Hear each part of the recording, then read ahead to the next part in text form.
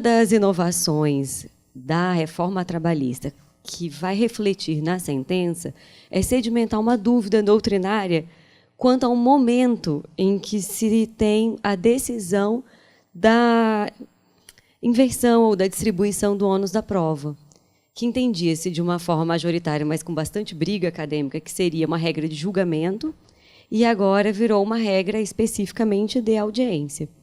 Então, isso vai refletir na forma de se enxergar a sentença.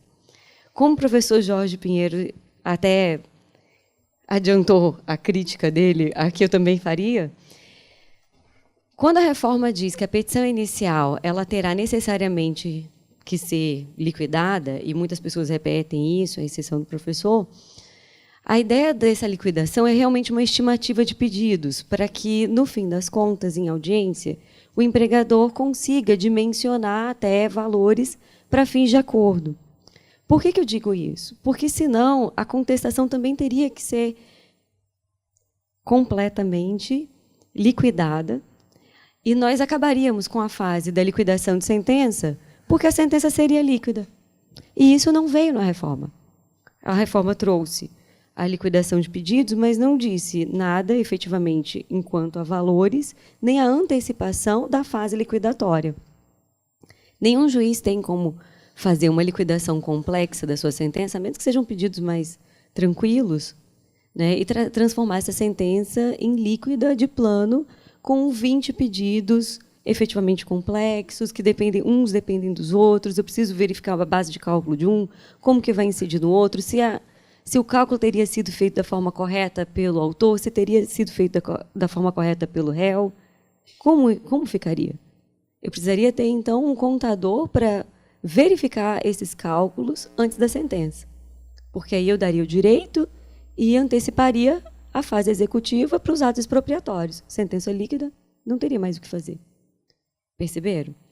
Então, eu concordo com os professores quando dizem sobre isso. Quanto a esse ponto da sentença, com a reforma do CPC, houve uma interação maior entre a sentença trabalhista e a sentença prevista no Código de Processo Civil. A ideia é trazer uma sentença que efetivamente diga os fundamentos que se está se utilizando para solucionar aquele conflito, né? Obviamente que, se houver um fundamento desnecessário, esse fundamento não será considerado como nunca foi. Mas todos os fundamentos que influem na decisão têm que ser rebatidos.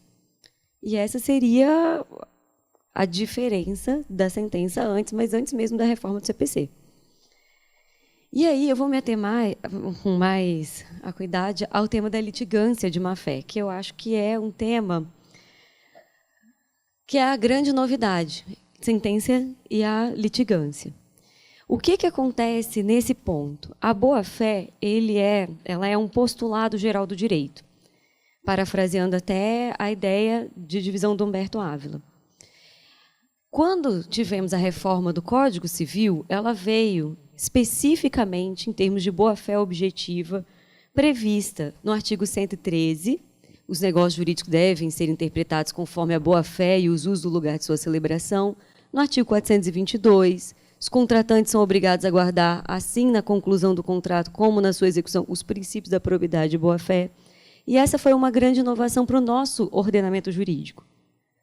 Com o diálogo das fontes, tendo um dispositivo específico, trazendo essa boa-fé como postulado, princípio, regra, ela vai ser seguida para todos os âmbitos do mundo jurídico de uma forma mais acentuada. Não que ela não fosse antes, mas agora nós temos uma normatização mais clara. E na área processual? O CPC de 1939, ele trouxe algumas disposições quanto à má-fé.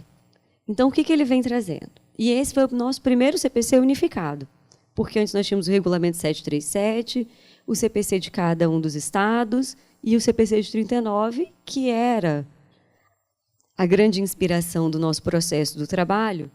Sob a vigência dele, o processo do trabalho foi criado, por isso essa simplicidade também do processo do trabalho. Nós temos lá, artigo 66, as multas impostas às partes em consequência da má-fé serão contadas como custas. As impostas aos procuradores e aos serventuários serão cobradas em selos utilizados nos autos pelo juiz. Então, percebam, multa por litigância de má-fé seria contada como custas. E essa foi a nossa primeira previsão normativa. O dolo, a fraude, a simulação em geral, os atos de má-fé poderão ser provados por indícios e circunstâncias. 661, os liquidantes serão destituídos pelo juiz de ofício ou a requerimento de qualquer interessado, se faltarem ao cumprimento do dever ou retardarem injustificadamente o andamento do processo, ou procederem com dolo ou má-fé, ou tiverem interesse contrário ao da liquidação. Então, como vocês podem observar, acho que...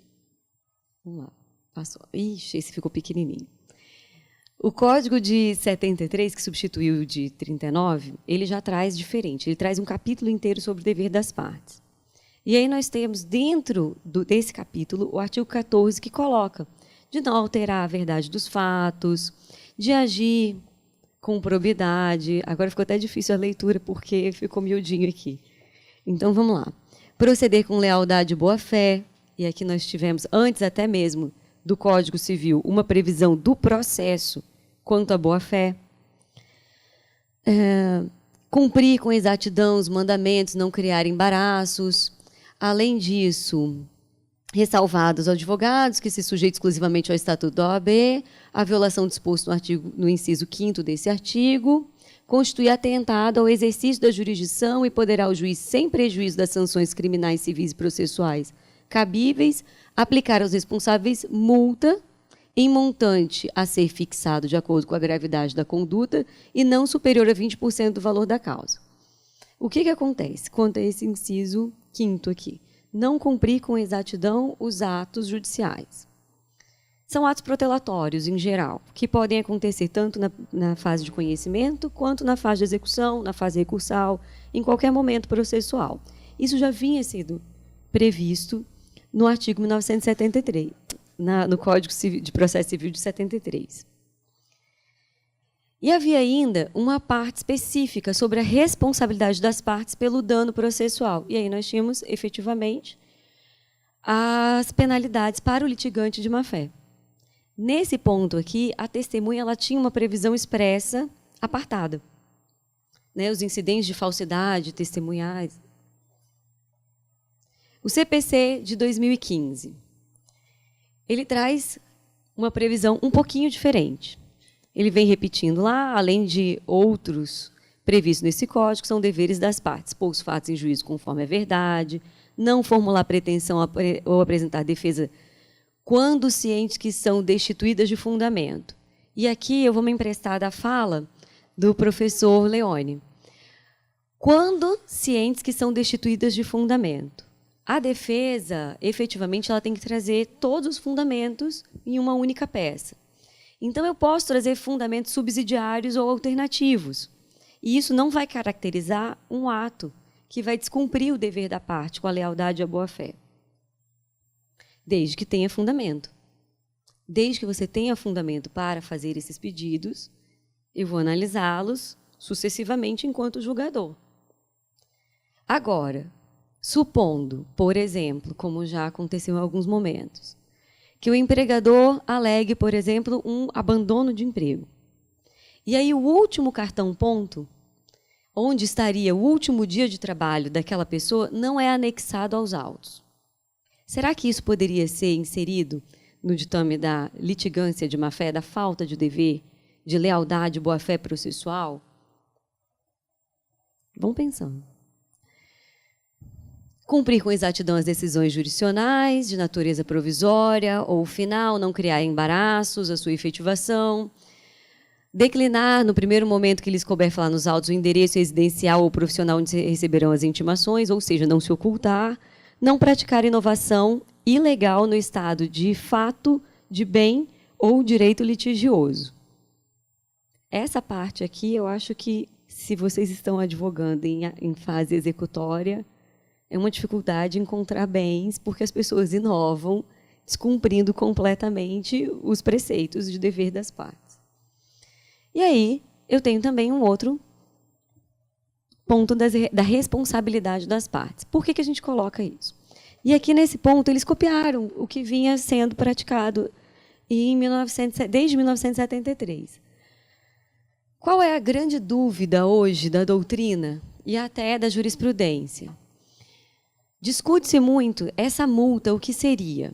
Então, tem uma previsão que, se houver o descumprimento do dever da parte quanto aos atos judiciais e as inovações, eu tenho uma multa direcionada para a União, cuja destinatária é a União, e isso já vem previsto na própria lei. E a possibilidade de uma indenização para outra parte, dos atos classificados como litigância de má-fé. Qual é a grande discussão? A multa por litigância de má-fé, atualmente, ela vai para a parte ou ela vai para a União? Descumprir o dever da boa-fé, a ponto de se ter uma multa. Multa significa sanção. Eu infringi uma norma. A norma é destinatária da parte ou de toda a sociedade? Esse dever de lealdade, de probidade, de boa-fé, quanto aos atos, é uma norma social. Não é só das partes que litigam no processo. Alterar a verdade dos fatos, alterar, inovar o local de bens, é algo que vai afetar toda a nossa sociedade. Qual é o tipo de processo, qual é o tipo de justiça que nós pretendemos ter? Então, quando se falar em multa, embora haja essa dúvida doutrinária, eu acredito que quando se fala em multa, a multa é para o Estado. Se estamos falando sobre a Justiça do Trabalho, ela vai para a União. Se for a Justiça Comum Estadual, ela vai para o Estado. Quando eu falo indenização para outra parte, é o prejuízo que ela está sofrendo em razão daqueles atos de má-fé. E aí, a nossa CLT foi alterada pela Lei 13.467, trazendo não só essa parte do processo civil, quanto a responsabilidade das partes perante a justiça, mas trazendo também, como vocês podem ver, 793A, B, C, e uma diferença quanto a uma multa específica para a testemunha que antes responderia apenas por crime. Então, aplica-se a multa prevista no artigo 793C desta consolidação à testemunha que intencionalmente alterar a verdade dos fatos ou omitir fatos essenciais ao julgamento da causa. A execução da multa prevista nesse artigo dá-se-á nos mesmos autos. Como chegamos a esse ponto? Com o Código Civil de 2005, o que nós tivemos? Artigo 942, ele diz que são solidárias todas as pessoas que praticam um ilícito. Algumas decisões judiciais começaram a imputar não só a parte autora ou a parte ré, que estava litigando a penalidade da litigância de má-fé, mas com fundamento nesse caput, ampliando os efeitos da norma a uma solidariedade das testemunhas que eram levadas para mentir em juízo. E o que acontece? Não é simplesmente alterar ou omitir o fato, porque às vezes a pessoa altera porque ela tem uma percepção diferente. Nós temos um jurista clássico, que é o Nicola Framarino Malatesta, que ele diz que a verdade é como se fosse um lustre no meio dessa sala. Cada um que olhar para ela vai enxergar um pedaço dessa verdade. E o que acontece? Nós estamos tratando com seres humanos falhos. A sua memória também falha. Então, ela vai dizer parcialmente o que ela viu. Além disso, tudo que nós capturamos através dos 5 sentidos, eles passam por uma racionalidade na nossa mente. E fica gravado o produto final dessa racionalização, desse fato.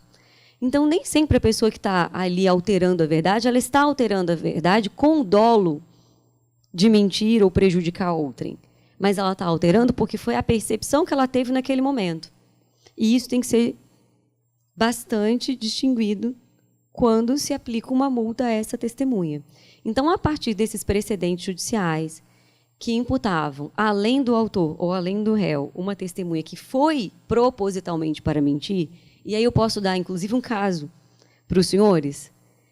Quando eu era juiz ainda no Paraná, em Paranaguá, eu tive um caso em que uma pessoa pedia vínculo com a sua ex-sogra numa lojinha de veraneio, de roupa. Trouxe para testemunhar uma testemunha que era uma cliente da loja e que fez questão de dizer que era uma professora pública aposentada o tempo inteiro. Sabia tudo do contrato da moça, mas não conseguia dizer o nome de uma outra vendedora que estivesse na loja. Advertida milhões de vezes, manteve o depoimento até o fim.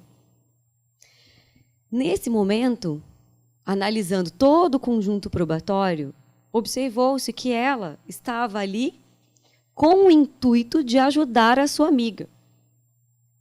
Então, houve um conluio entre as duas partes para alterar a verdade dos fatos. No fim das contas, a moça morava em cima do sobrado, a lojinha era embaixo, ela vendia, acho que era Avon, Natura, alguma coisa na loja. Quando a sogra não estava, ela ficava na loja para dar uma ajuda eventual e vender os seus produtos, e aí tinha essa amiga. O conjunto probatório mostrou que o fato era esse, e não aquele. E ela disse que a moça era gerente da loja, que estava lá todo dia. Não sabia nem quais eram os meses que a loja abria, quais os meses que a loja estava fechada. Então, isso é muito complicado. A reforma trabalhista ela vem com um caráter legislativo muito ruim, que é como se fosse, a gente pode dizer assim, a vingança do empregador, né? Mas, uma vez posta a lei, cumpre a nós julgarmos essa lei ou analisarmos ela, julgarmos no sentido de interpretarmos da melhor forma possível, de acordo com todo um diálogo de fontes, porque o nosso ordenamento é único e indivisível. Então, tem que ser feita essa separação da testemunha que vai com o dolo específico de alterar a verdade e mentir para aquela que simplesmente analisou um fato de um modo diferente a partir da sua percepção. E, nesse sentido, essas interpretações que vinham sendo realizadas culminaram na redação desse artigo 793-D, que traz também para a testemunha uma penalidade do litigante de má-fé. E aqui ela não diz exatamente para onde vai essa multa, né? Quando a gente volta aqui aos artigos da nossa CLT atual, de ofício ou a requerimento, o juízo condenará o litigante de má-fé a pagar multa, que deverá ser superior a 1% e inferior a 10% do valor corrigido da causa, a indenizar a parte contrária pelos prejuízos que ela se sofreu e a arcar com os honorários e todas as despesas que efetuou. Então, são pontos distintos. A multa ela vai sempre para a União, porque houve o descumprimento do dever geral de boa-fé, de improbidade. A indenização é o prejuízo que a parte sofreu. E, além disso, quem age de má-fé, ainda que tivesse o direito de vencer a ação, porque ela pode vencer em alguns pedidos, em que essa, por exemplo, se fosse o caso da testemunha, não macule o seu direito, ela pagará os honorários e as custas. E a gente tem que observar essa distinção entre o capítulo do dano ao processo, do dever de probidade e boa-fé, para o capítulo das despesas processuais, porque são pontos distintos. Inclusive, quanto às despesas processuais, existem várias normas no nosso ordenamento jurídico que isentam os contribuintes, porque custas também é uma espécie de tributo, de valores, até para a União, em determinado patamar. Cumpre a nós, que estamos todos os dias antes do trabalho, interpretarmos de uma forma dialógica essas fontes. Então, muita gente fala assim, mas agora está muito difícil ajuizar uma reclamação trabalhista, porque sempre vai haver custas. Custas é uma opção jurídica do legislador. Mas, como o legislador opta por cobrar custas em alguns momentos, ele também opta por isentar algumas pessoas de tributos em geral. Como custas são taxa, ao Poder Judiciário, elas também podem ser inseridas nessas outras normas de direito tributário. Basta que a gente estude um pouquinho mais também a matéria do direito tributário. Eu não vou me alongar, porque o tema era muito mais essa parte da litigância de má-fé atrelada à sentença e como as sentenças vão analisando esse ponto. Existem vários outros pontos em termos de litigância de má-fé da parte. Eu trouxe até para vocês aqui uma casuística interessante, que é já de 2018. Para quem quiser analisar, ela está dentro de um artigo sobre litigância de má-fé na revista jurídica do Tribunal Regional do Trabalho de Minas Gerais. Foi escrita por um juiz aqui de São Paulo, que é o Marco Antônio dos Santos, e ele traz uma casuística de um colega aqui da Barra Funda, onde uma testemunha foi multada em R$ 12.500 por um falso testemunho em juízo. Mentiu deliberadamente em seu depoimento em juízo e foi condenada ao pagamento de multa por litigância de má-fé, conforme a nova previsão. Por quê? O valor foi revertido em favor da trabalhadora, né? Foi fixado 5% do valor da causa e que foi a potencial vítima do depoimento falso. Essa testemunha da empresa afirmou que não teve conhecimento da eleição para a Comissão Interna de Previsão de Acidentes, a CIPA, da qual era funcionária e participava. Assim, a funcionária tentou ser eleita para a CIPA e foi impedida, né? E aí essa testemunha da empresa disse que não sabia nem que tinha ocorrido a eleição da CIPA. Só que nos autos havia um documento com assinatura que foi reconhecido, inclusive, em audiência. Que participava. Então, o depoimento dele foi incompatível, inclusive, com a prova documental que ele próprio reconheceu ser dele. Perceberam? Ali ficou caracterizado o dolo.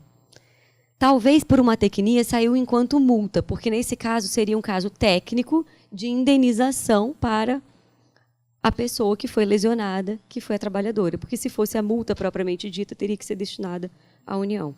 Então, são esses pontos que eu vim refletir com os senhores sobre litigância de má-fé, dano processual, as indenizações decorrentes, as sanções processuais aplicáveis, né? Porque o nosso processo ele tem que ser um processo rígido.